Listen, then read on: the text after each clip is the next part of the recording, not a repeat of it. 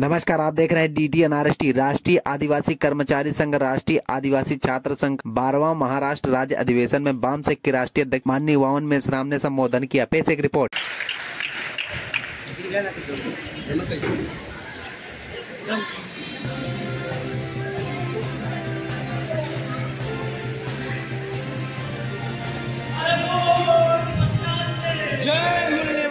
Hello साथियों, राष्ट्रीय आदिवासी एकता परिषद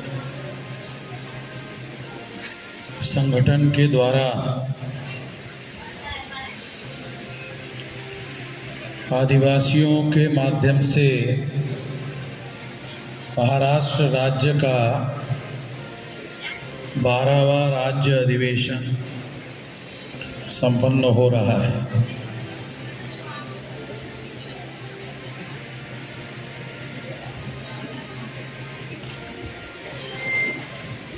तर या 12व्या राज्य अधिवेशनासाठी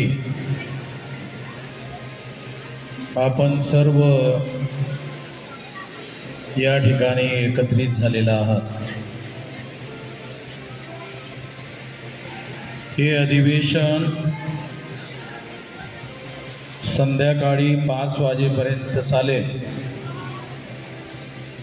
पण ते चालत असताना या अधिवेशनामध्ये 2 सत्र ठेवण्यात आलेले आहेत। तेव्हा हे मॉर्निंग सेशन आहे। या मॉर्निंग सेशनमध्ये जे विषय चर्चा करण्यासाठी ठेवण्यात आलेले आहेत त्यामध्ये बरेच विषय, जवळपास 4 विषय आहेत। त्यामध्ये विविध प्रकारचे सर्वेक्षण आणि संशोधनाच्या नावाखाली आंध्र तसेच आदिवासीमधील इतर जमातींना संविधानिक अधिकारापासून वंचित करण्याचे षडयंत्र आहे। दूसरा विषय आहे महाराष्ट्र शासनाने हैदराबाद गेझेट लागू केल्यामुळे भटक्या विमुक्त समूहातील लोक अनुसूचित जमातीच्या प्रवर्गात समाविष्ट करण्याची भाषा किंवा मागणी करत आहे। हे शासनाच्या माध्यमातून आदिवासी व भटके विमुक्त यांच्यामध्ये भांडण लावण्याचे षडयंत्र आहे। तिसरा विषय आहे शेतकऱ्यांच्या सर्व समस्यांचे मूळ कारण हे शेतमालाला उत्पादन खर्चापेक्षा कमी मिळणारा हमी भाव आहे आणि हमी भावाचा प्रश्न शेतकऱ्यांना प्रामाणिक व इमानदार नेतृत्व मिळाल्याशिवाय सुटू शकत नाही। चौथा विषय आहे आदिवासींचा नोकरीतील अनुशेष न भरणे तसेच मंजूर असलेले विविध प्रकारचे 1,12,500 पदभरती न करणे तसेच रिक्त असलेल्या हजारो जागा न भरणे म्हणजे आदिवासी समूहाला प्रतिनिधित्वापासून वंचित करणे होय। असे 4 विषय या ठिकाणी ठेवण्यात आलेले आहेत। साथियों, आदिवासी समाजातील लोकांना आपले मूळ प्रश्न काय आहेत हे समजणं ही सर्वात मोठी राष्ट्रीय समस्या आहे। आपले जे लोकशाहीमधील सामाजिक आर्थिक प्रश्न आहेत ते प्रश्न 75 पेक्षा जास्त वर्ष झालेत स्वातंत्र्य मिळून। जेव्हा इंग्रज या देशामध्ये होते तेव्हा ब्राह्मण आपल्याला SC ST OBCच्या लोकांना, आदिवासीच्या लोकांना असं सांगत होते की इंग्रजामुळे आपले प्रश्न आहेत,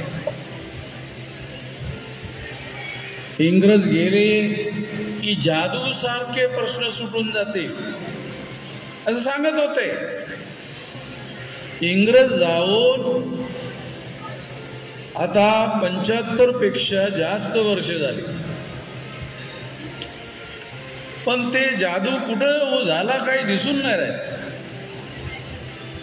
कुठं झाल्याचं दिसत नाही. लोकशाही अस्तित्वात आली म्हणजे इंग्रजांच्या कालावधीमध्ये इंग्रजाच्या राणीचं राज्य होतं आणि भारतामध्ये बऱ्याच ठिकाणी जवळपास 600-650 संस्थानिक राजे या देशात होते. ते सर्व संपून केवळ लोकशाही राज्य 26 जानेवारी 1950ला भारतात अस्तित्वात आलं आणि त्या लोकशाही राज्यामध्ये आपल्या प्रत्येक व्यक्तीला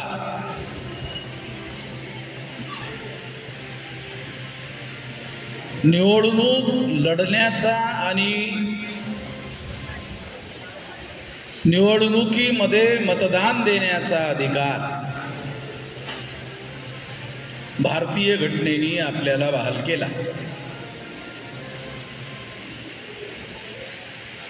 जर आपण जगाचा अभ्यास केला तर असं लक्षात येईल की अनेक देशांमध्ये मतदानाचा अधिकार मिळवण्यासाठी मोठी मोठी आंदोलनं झाली. त्यासाठी रक्त सुद्धा सांडवायची आवश्यकता पडली आणि त्यानंतर मतदानाचा अधिकार मिळाला. हा इतिहास आहे. आपल्या लोकांना तो इतिहास माहीत नाही आहे, कारण भारतामध्ये बाबासाहेब आंबेडकरांनी घटना लिहायला घेतली आणि प्रत्येक 21 वर्ष वयावरील प्रत्येक व्यक्तीला, तो शिकलेला असू द्या, तो अशिक्षित असू द्या, त्याच्याजवळ संपत्ती असू द्या, त्याच्याजवळ संपत्ती नसू द्या, त्याच्याजवळ घर असू द्या, त्याच्याजवळ घर नसू द्या, सर्वांनाच 21 वर्ष वयावरील व्यक्तीला मतदानाचा अधिकार बहाल करण्यात आला आणि नंतर तो 18 वर्षाचा करण्यात आला. म्हणजे या देशातील लोकशाहीमध्ये कुणाचं राज्य यायला हवं आणि कुणाचं राज्य यायला नको हवं हे ठरवण्याचा अधिकार आम्हाला मिळाला. किती लोकांना, अशिक्षित लोकांना सोडा, आपल्यापैकी SC ST OBC मायनॉरिटीच्या किती शिक्षित लोकांना असं कळते की आपल्या मतदानाचा अधिकार आपण आपल्या लोकांचं राज्य आणण्यासाठी केला पाहिजे. मध्ययुगीन काळामध्ये राजा बनण्यासाठी लढाया व्हायच्या, रक्तरंजित लढाया व्हायच्या, फार मोठ्या प्रमाणामध्ये रक्त सांडवलं जायचं आणि त्यानंतर जो राजा रक्तपातानंतर जिंकला जायचा तो राजा व्हायचा. पण आता लोकशाहीमध्ये तुम्हाला मुख्यमंत्री व्हायचं असेल किंवा देशाचा प्रधानमंत्री व्हायचं असेल, रक्ताचा एकही थेंब सांडवण्याची आवश्यकता नाही. लाईननं उभं राहा, शांतपणे मतदान करा आणि तुमचे आमदार खासदार निवडून आणा. ते जर बहुसंख्य असतील तर त्यांचा मुख्यमंत्री होईल, त्यांचा प्रधानमंत्री होईल. ही बाब अजूनही आपल्या शिकल्या सवरलेल्या लोकांना लक्षात आलेली नाही. अशिक्षित लोकांना लक्षात आलेली नाही असं मी म्हणून राहिलो नाही. त्यांचा प्रश्नच नाही. शिकलेल्या लोकांना समजून येत नाही.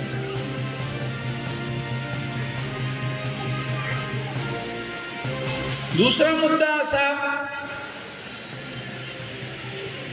17 ऑगस्ट 1932 ला बाबासाहेब आंबेडकरांनी इंग्रजांबरोबर संघर्ष करून राऊंड टेबल कॉन्फरन्स मधून शेड्यूल कास्ट शेड्यूल ट्राईबच्या लोकांसाठी सेपरेट इलेक्टोरेटची मागणी केली. ती मंजूर झाली. ते सेपरेट इलेक्टोरेट काय होतं? आदिवासी लोकांना आणि शेड्यूल कास्टच्या लोकांना आपापल्या मतदारसंघामध्ये आपले आमदार, आपले खासदार आपल्या मतदानाच्या भरोशावर निवडून आणता येतील. किती लोकांना माहित आहे? 17 ऑगस्ट 1932 ला इंग्रजांनी अवॉर्ड घोषित केला आणि त्या अवॉर्डमध्ये शेड्यूल कास्ट आणि शेड्यूल ट्राईबच्या लोकांना सेपरेट इलेक्टोरेट बहाल करण्यात आला.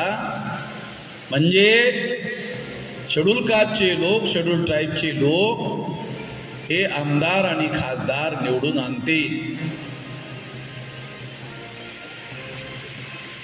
आणि असे 131 खासदार आजच्या तारखेला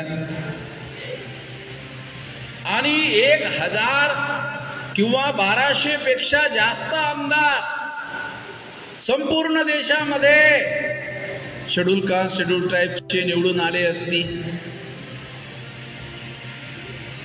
आणि केंद्रामध्ये दिल्लीमध्ये शेड्यूल कास्ट शेड्यूल ट्राईबच्या खासदारांच्या मदतीशिवाय ब्राह्मणांना केंद्र सरकार बनवता आलं नसतं. अर्थात जवाहरलाल नेहरू यांना प्रधानमंत्री बनता आलं नसतं. जोपर्यंत बाबासाहेब आंबेडकर जवाहरलाल नेहरू यांना समर्थन देणार नाही तोपर्यंत नेहरू प्रधानमंत्री होऊ शकले नसते. किती शिकलेल्या लोकांना माहित आहे? अशिक्षित लोकांना नाही सांगू, शिकलेल्या लोकांना किती माहित आहे? सेपरेट इलेक्टोरेट म्हणजे काय ते माहित नाही. सेपरेट इलेक्टोरेट म्हणजे शेड्यूल कास्टच्या मतदारांना शेड्यूल कास्टचा कॅन्डिडेट निवडता येईल. ब्राह्मणांना शेड्यूल कास्टचा कॅन्डिडेट निवडता येणार नाही. मला समजून यावं म्हणून सोप्या भाषेत समजून सांगतो. कारण हे how to govern the country याच्याशी रिलेटेड आहे. त्यामुळे आपल्याला आमदार खासदारच समजत नाही तरी how to govern the country हे जरा जास्त कठीण आहे. हायकोर्टाचे आपले जे वकील आहेत, जे भारतीय घटनेच्या मुद्द्यावर हायकोर्टात केसेस लढतात, त्यांना पण कळत नाही. त्यांना कळलं पाहिजे पण त्यांनाही कळत नाही. का? त्यांना विचारा का कळत नाही? आपला विषयच नाही. देशाचं राज्य करणं हे आपलं काम नाही आहे, ते त्यांचं काम आहे. 26 जानेवारी 1950 ला हे बदललं हे त्या वकिलाला माहित नाही. हे जुनं बोलून राहिलं. 26 जानेवारी 1950 ला भारतामध्ये घटना लागू झाली आणि प्रत्येक 21 वर्ष वयावरील व्यक्तीला मतदानाचा अधिकार मिळाला आणि त्याला हे ठरवण्याचा अधिकार मिळाला राज्याचा मुख्यमंत्री कोण असेल आणि देशाचा प्रधानमंत्री कोण असेल. ही आहे लोकशाही. हे समजलं पाहिजे. अजूनही आपल्या शिकलेल्या लोकांना कळत नाही तर ते अशिक्षित लोकांना काय सांगणार आहे? शेड्यूल कास्ट शेड्यूल ट्राईब आणि बॅकवर्ड क्लास ह्या 3 लोकांची मतसंख्या 74.5% आहे. पण देशाचा प्रधानमंत्री कोण बनायला पाहिजे? SC ST OBCचा माणूस बनायला पाहिजे. मग आता कोण बनलेला आहे? मोदी. मोदी कोण आहे? OBC. तो कोणत्या पक्षातर्फे बनला? भाजपातर्फे बनला. मग भाजपा हा पक्ष मोदीचा आहे का? नाही, RSSचा आहे. RSS कोणाचा आहे? बामणाचा आहे. म्हणजे बामणांनी या मोदीला प्रधानमंत्री म्हणून ठेवून घेतलं समजतं. त्याला आपल्या माणसांना एवढ्या सोप्या भाषेत सांगितलं तरी कळत नाही. बघा, बायकांना कळून राहील, ठेवण्याशी संबंधित मुद्दा त्या स्त्रियांना लवकर कळते. एक लग्नाची बायको असते, एक ठेवलेली बायको असते, त्या बाईला लवकर कळते. तर हे मोदी जे आहे लग्नाची बायको नाही आहे, भाजपाची, हे ठेवलेली बायको. एवढं सरळ मला बोलावं लागते, त्याच्यानंतर टाळ्या वाजतात नाही. त्याला कळतच नाही. आपल्याला कळलं पाहिजे ना, पण कळत नाही. पक्ष बामणाचा आहे. पक्ष जर बामणाचा आहे तर बामण प्रधानमंत्री व्हायला पाहिजे ना. का ते ओबीसीला प्रधानमंत्री बनवतात? ओबीसीला जर प्रधानमंत्री बनवलं नाही तर ओबीसी वामन मेश्रामकडे जाईल. आणि ओबीसी जर वामन मेश्रामकडे गेला, परमनंट सोल्युशन होऊन जाईल असं त्यांना वाटते. म्हणून मोदीला त्यांनी प्रधानमंत्री बनवलं. पण बनवताना खबरदारी घेतली की तो खरा प्रधानमंत्री बनता कामा नये, ठेवलेला प्रधानमंत्री बनलेला पाहिजे. मी त्याला ठेवलेला प्रधानमंत्री का म्हणतो त्याचा पुरावा देतो. म्हणजे केवळ बामणांनी त्याला नॉमिनेट केलं म्हणजे नाही. इंग्रजी शब्द आहे नॉमिनेट करणे. नॉमिनेट म्हणजे भाजपा हा ब्राह्मणांचा पक्ष आहे, तेव्हा ब्राह्मणांनी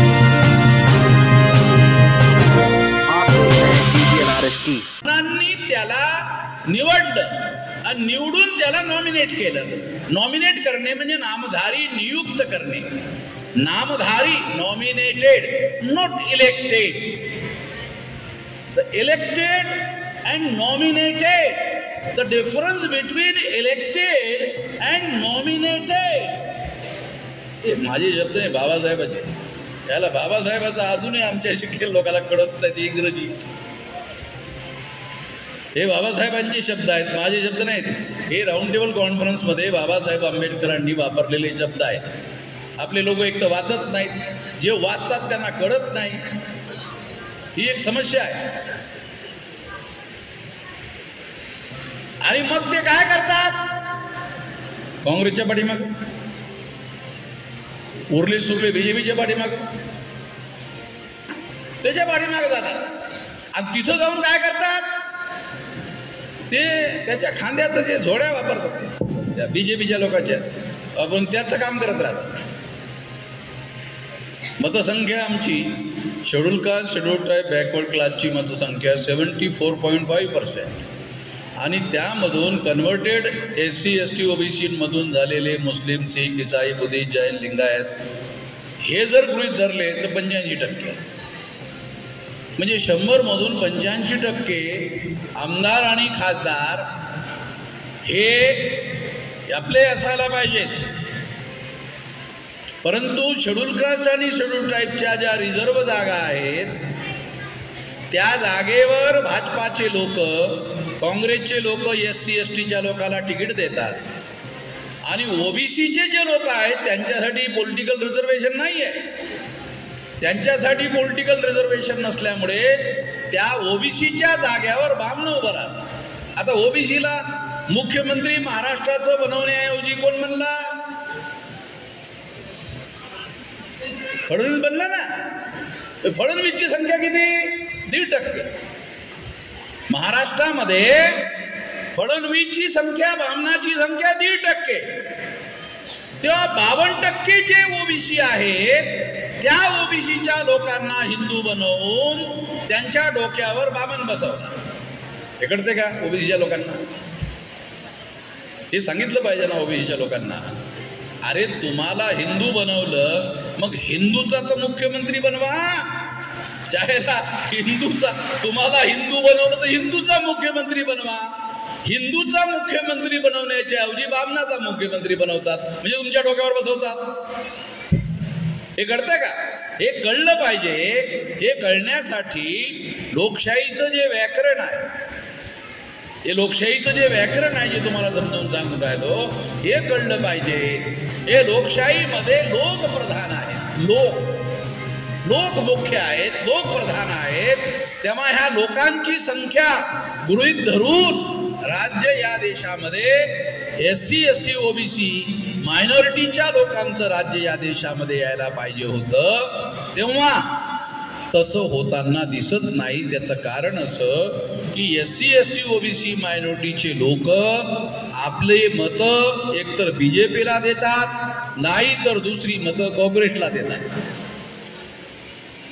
काँग्रेस गेली तर BJP येते, BJP गेली तर काँग्रेस येते. हे आलटून पालटून, म्हणजे आपल्या लोकांचं डोकं कुठपर्यंत चालते? BJP गेली की काँग्रेस आणि काँग्रेस गेली की BJP. हा मतदानाचा अधिकार 1848 पासून ज्योतिराव फुलेंनी आणि बाबासाहेब आंबेडकरांनी शाहू महाराजांनी लढा करून, संघर्ष करून, इतके वर्ष संघर्ष करून मतदानाचा अधिकार तुम्हाला मिळवला. असं सहज थोडी मिळालं. इतक्या संघर्षामधून तो अधिकार मिळाला आणि त्या लोकांनी मिळवून दिला. त्या लोकांनी मिळवून दिलेला हा जो अधिकार आहे, त्या अधिकाराला देण्याच्या पाठीमागे बाबासाहेब आंबेडकरांनी लिहून ठेवलंय. काल्पनिक सांगत नाही. कशासाठी? मतदानाचा अधिकार शासन करती जमात बनण्यासाठी लिहून ठेवलंय. म्हणजे तुम्हाला मी माझ्या जवळचं सांगून राहिलो, हे लिहून ठेवलंय की हे शासन करती जमात बनण्यासाठी तलवार चालवायची जरूरत नाही, बंदूक हत्यार चालवायची जरूरत नाही. शांतपणे लाईन मध्ये उभं राहा आणि आपल्या लोकांना शांतपणे मतदान करा. तुमचा मुख्यमंत्री, तुमचा प्रधानमंत्री. आज देशामध्ये 625 जिल्ह्यामध्ये बामसेब भारत मुक्ती मोर्चाचं आंदोलन पसरलंय. वयाच्या 19व्या वर्षापासून मी हे काम करून राहिलो. आज माझं वय 68 आहे. म्हणजे इतक्या वर्षापासून देशभर मी हे काम करत आहे आणि एवढं मोठं संघटन निर्माण झालेलं आहे.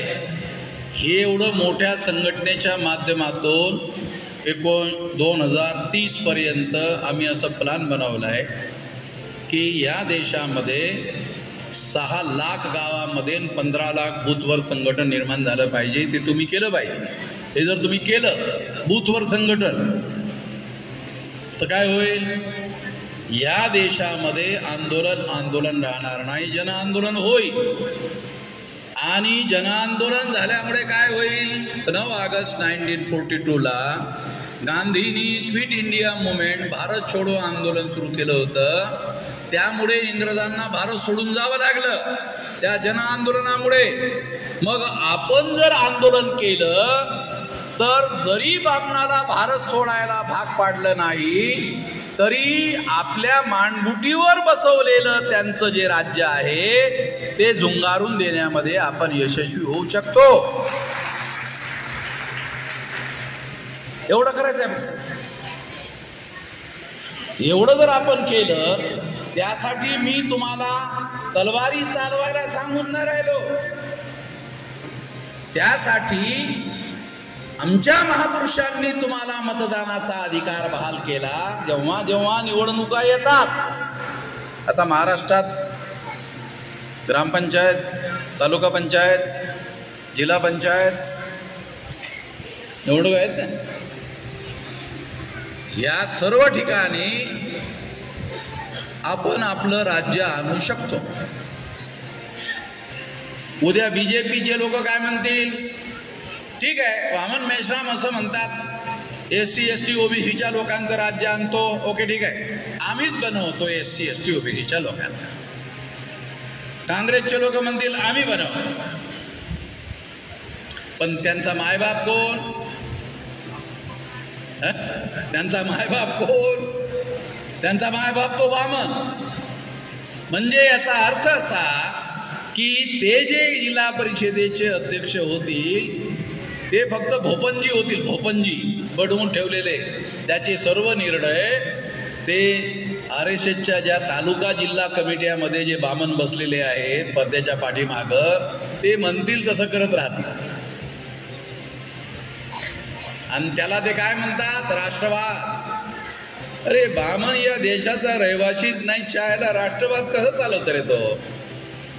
तो जो या देशाचा मूळच रहिवासीच नाही आहे, तर त्याचा राष्ट्रवाद कुठला? विदेशी लोकांचा राष्ट्रवाद कसा असू शकतो? जे विदेशी लोक आहेत, ब्राह्मणांचा DNA विदेशी आहे, तेव्हा त्या विदेशी लोकांचा DNA भारतीय नाही आहे, त्यांचा राष्ट्रवाद कसा असू शकतो? तेव्हा हा राष्ट्रवाद आमच्या SC ST OBCच्या लोकांना गधा बनवण्यासाठी आहे. आपण लोक राष्ट्रवादी आहोत. आपण लोक राष्ट्रवादी कसे आहोत? स्वाभाविक राष्ट्रवादी, ओढून ताणून नाही, रक्तातच आपल्या राष्ट्रवाद आहे. आपण आपल्या देशाच्या विरोधामध्ये विचार करून सुद्धा काम करू शकत नाही. म्हणजे स्वाभाविक आपण राष्ट्रभक्त लोक आहोत. तेव्हा ह्या स्वाभाविक राष्ट्रभक्त लोकांना BJPचे लोक राष्ट्रवादी बनवून गध बनवतात. इकडे या, तुम्हाला राष्ट्रवाद आमच्याकडे आहे.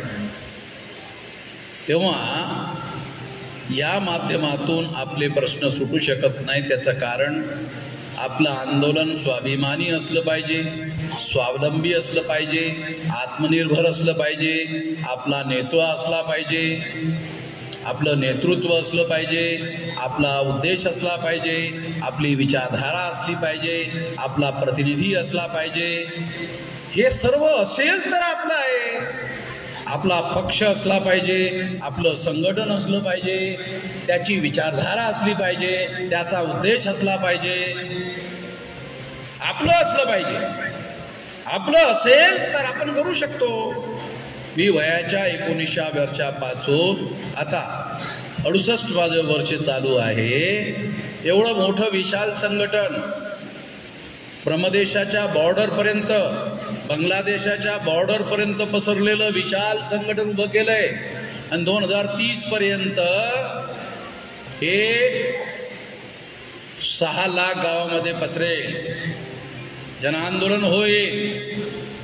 तेव्हा आपल्याला या विशाल आंदोलनाला आपण समजून घेतलं पाहिजे आणि त्याच्या पाठीमागं ताकद लावली पाहिजे. आपल्याला कोणी टाटा, बिर्ला, अंबानी पैसे देणार नाही, तर आपल्या महापुरुषांच्या माध्यमातून SC ST OBCच्या लोकांना जे रिझर्वेशन मिळालं, त्या रिझर्वेशनमुळे आपले माणसं गावगाड्यामध्ये सालगडी व्हायचे. आता कलेक्टर होता, सालगडी माहिती आहे ना? सालगडी गावामध्ये माहित आहे? मी गावचाच आहे त्यामुळे मला माहित आहे सर्व. जे लोक सालगडी व्हायचे ते जिल्हाधिकारी होऊन राहिले. आणि जिल्हाधिकारी म्हणजे काय माहित आहे तुम्हाला? जिल्हाधिकारी म्हणजे अरे जिल्ह्याचा राजा, सर्व अधिकार त्याच्याजवळ.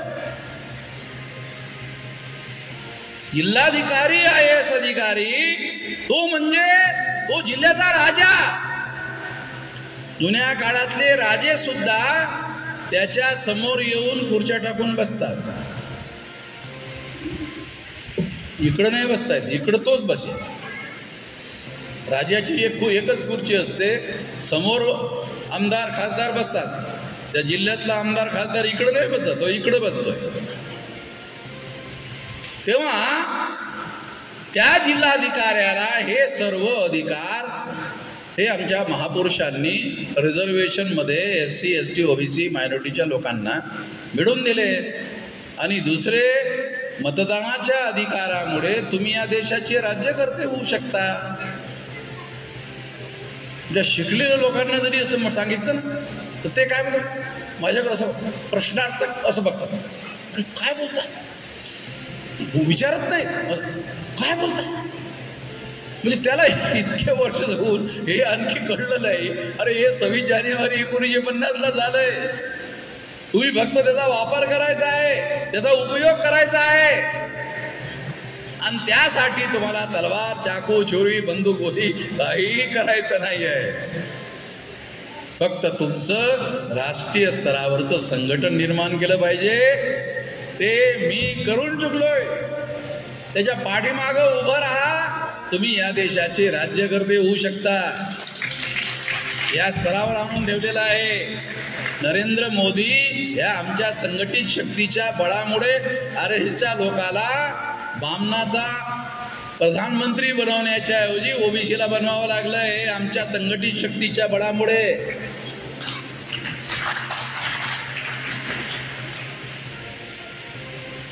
तेव्हा ही संघटित शक्ती आपल्याला वाढवली पाहिजे. 6 गावापर्यंत घेऊन गेलं पाहिजे, आणि गावामध्ये SC ST ओबीसीच्या लोकांना, मायनॉरिटीच्या लोकांना एकत्रित केलं पाहिजे. आपसामध्ये SC ST ओबीसी मायनॉरिटीच्या लोकांनी आपसामध्ये कुठल्या प्रकारचा छोट्या छोट्या मुद्द्यासाठी, नोकरीसाठी संघर्ष करता कामा नये. ते लोक आमच्यामध्ये भांडणं लावण्याचं कामं करतात. या भांडणं लावण्याचा परिणाम 1.5% असलेला बामण मुख्यमंत्री बनतो रे. अरे आपल्यामध्ये भांडणं लावल्यामुळे तो 1.5% बामण मुख्यमंत्री बनतो. आपल्यामध्ये भांडणं लावल्यामुळे तो 1.5% मुख्यमंत्री बनतोय. आपण भांडत राहतो, हे आपल्याला समजतच नाही. हे समजलं पाहिजे, आणि यामध्ये बदल घडवून आणण्यासाठी प्रयत्न केला पाहिजे. आदिवासी लोकांनी राष्ट्रीय आदिवासी एकता परिषदेच्या माध्यमातून एवढा मोठा कार्यक्रम आयोजित केला. त्यामध्ये ऐकणारे आदिवासी, मार्गदर्शन करणारे आदिवासी मूल्यवान. काँग्रेसकडे गेला तर ऐकणारे आदिवासी आणि मार्गदर्शन करणारे बामण. बीजेपीकडे गेलात तर ऐकणारे आदिवासी आणि मार्गदर्शन करणारे बामण. फरक सांगून राहील तुम्हाला. सोपं करून सांगून राहिलं. इथं काय ऐकणारे आदिवासी आणि बोलणारे आदिवासी. ऐकणारे आदिवासी, नेतृत्व करणारे आदिवासी. तिकडं काय काँग्रेसकडे ऐकणारे आदिवासी आणि नेतृत्व करणारे बामण.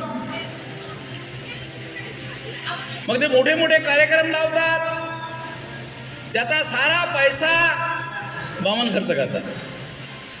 त्यासाठी गाड्या बुक करतात, आणि आमचे आदिवासी लोक त्यांच्या गाड्यामध्ये फुकटात बसतात. फुकटात बसल्यानं होणार आहे का? फुकटात बसल्यानं राजा होता येते का?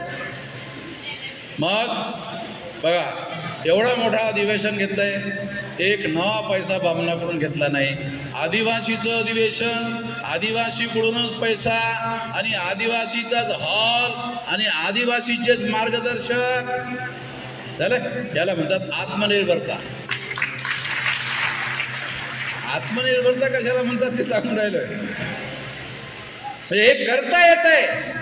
आपल्यामधले काही लोक जे काँग्रेसच्या पाठीमागे गेले, बीजेपीकडे गेले, ते काय म्हणतात, मेश्राम जी आप बात तो ठीक कर रहे, कान को अच्छा लगता है, मगर कर नहीं सकते.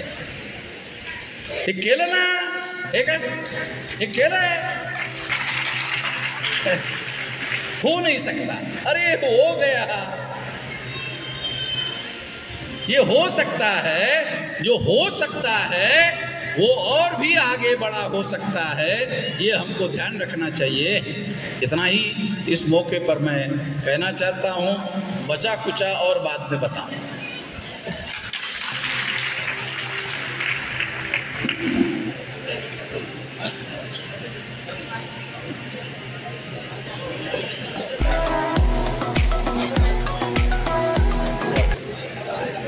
या ठिकाणी प्रथम सत्राची अध्यक्षता करण्याकरता मी या ठिकाणी आमंत्रित करतो माननीय राणा वीरसह यांना, राष्ट्रीय अध्यक्ष राष्ट्रीय आदिवासी एकता परिषदचे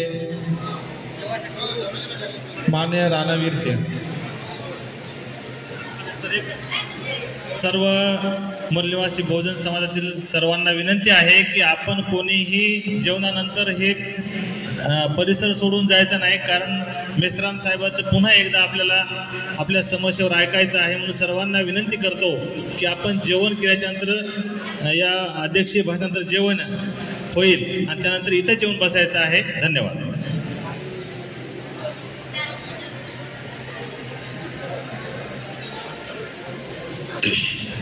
सम्मानीय मंच,